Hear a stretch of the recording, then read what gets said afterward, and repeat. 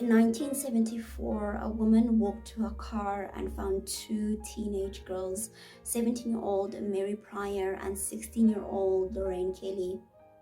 Both the girls were dead and naked in the woods behind an apartment parking lot.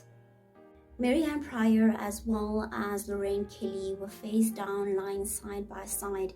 It was as if someone had placed them with care.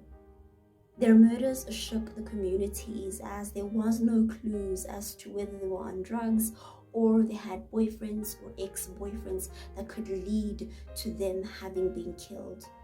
Years went by with no information as to what had happened to the girls, but in 2000, a young detective was tasked to look into their murders as well as the murders that transpired between 1960 and 1970.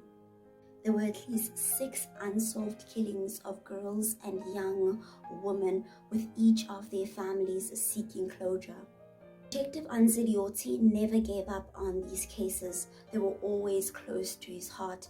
But as he searched deeper, this led him to a man who was already in prison, a man who was serving time in the New Jersey State Prison. That man was Richard Cottenham. He was arrested and convicted of murders that seemed similar to the ones of the girls. Richard Cottenham did admit that he had killed up to 100 women in New York and New Jersey.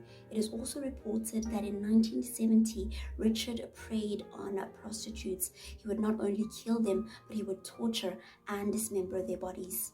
More than 15 years, Detective Anziliotti met up with Richard Cottenham with no luck. He even put his retirement on hold so he could solve the murders of Mary Ann Pryor as well as Lorraine Kelly.